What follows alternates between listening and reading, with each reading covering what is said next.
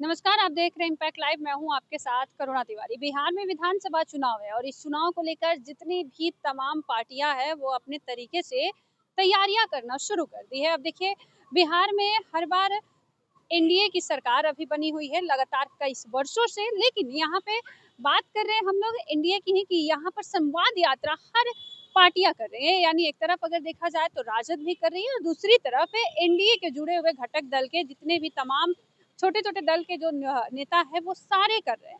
अब हम आपको बता दें कि आज जेडीयू में कार्यालय में प्रेस कॉन्फ्रेंस हुआ था, जो कि संवाद सम्मेलन को ही लेकर क्या कुछ कह रहे हैं दिलीप जायसवाल, सुनिए। बात कर रहे हैं कांग्रेस की नेत्री अलका लांबा बिहार आई, उन्होंने दावा किया है कि नीतीश अगली बार सीएम नहीं होंगे। मतलब एनडीए में ही कुछ ऐसी गतिविधियां चल रही है, कहा जा रहा है। देखिए, है क्या, अलका लांबा या एक नेता और उनके साथ आए, उन लोगों को बिहार के बारे में जानकारी नहीं है। वो लोग हवाई जहाज से उतरने वाले हैं और जो दो आदमी सिखाया बोल ले और फिर चले गए। बिहार की जानकारी उन लोगों को अभी नहीं है कि बिहार लालटेन युग से बिजली युग में आ गया है और बिहार गड्ढा से रोड में अभी आ गया। तो उनका तो काम है, एक दिन के लिए भेजा गया है दिल्ली से, तो कुछ न कुछ तो बोल के जाएंगे। उनको भी तो अपना राजनीतिक दुकानदारी जाके बताना होगा कि हमने ये बोला, तो उसी के लिए वो कुछ बोल दें।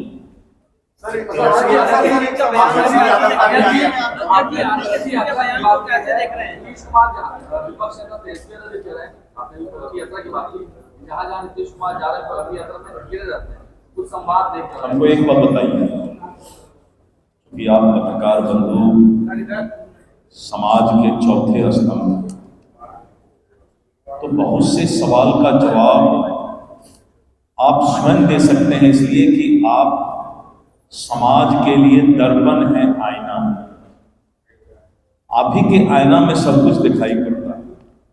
क्या नीतीश कुमार जी जब जा रहे हैं तो उस क्षेत्र के प्रगति की चर्चा करके, जिस तरह से वो मेडिकल कॉलेज दे रहे हैं, बड़ी बड़ी योजनाएं रोड दे रहे हैं, इंडस्ट्रियल पार्क यानी इंडस्ट्रीज के लिए मैं राजस्व मंत्री के रूप में, जैसे ही मुख्यमंत्री जी आते हैं, मुख्यमंत्री जी का फोन आता है कि आज शाम तक 150 एकड़ 120 एकड़ जमीन इस जिला को अलॉट करके चिट्ठी निकालिए।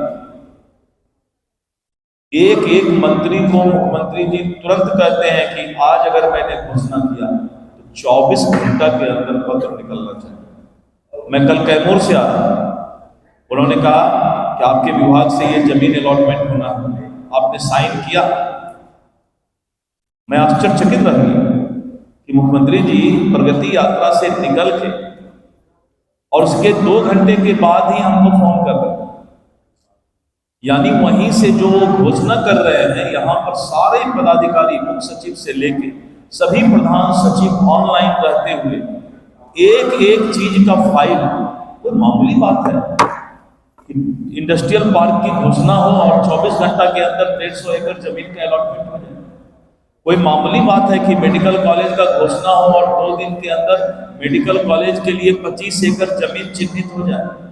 कोई मामूली बात है कि जैसे ही घोषणा हो मेडिकल कॉलेज का 400 करोड़ रुपया खगड़िया के लिए, अररिया के लिए, कैमूर के लिए, जहां भी मेडिकल कॉलेज का घोषणा हुआ, बजट से कैबिनेट से पारित करके, ये कोई स्ट्रॉन्ग विल पावर, मजबूत इच्छा शक्ति का ही मुख्यमंत्री ये काम कर सकते हैं। और ये उनका स्ट्रॉन्ग विल पावर पूरा देश देख रहा है। ये प्रगति यात्रा जो है, मैंने ऐसा कभी नहीं देखा कि 3 दिन 4 दिन के अंदर सरकार फैसला ली।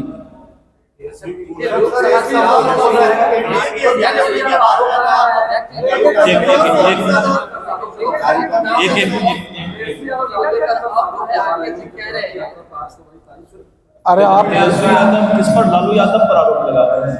तेजस्वी कह रहे हैं कि दुख की यात्रा है, ये प्रगति यात्रा।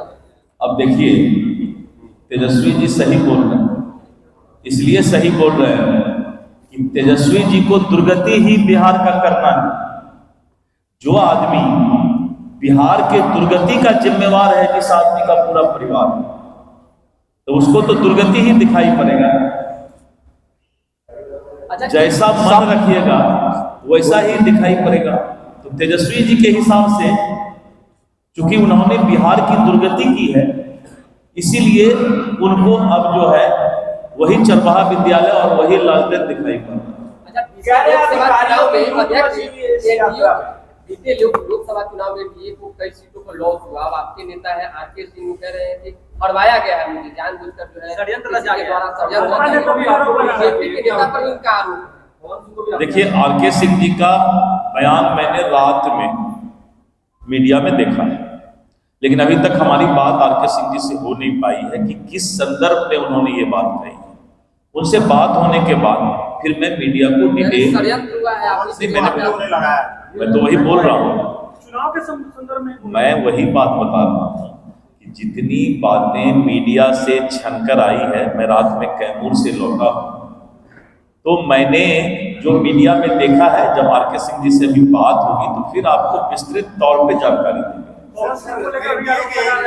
बात आप लोग कर रहे हैं, लेकिन खगड़िया सांसद और परबत्ता के विधायक में आपसी द्वंद्व छिड़ा हुआ है।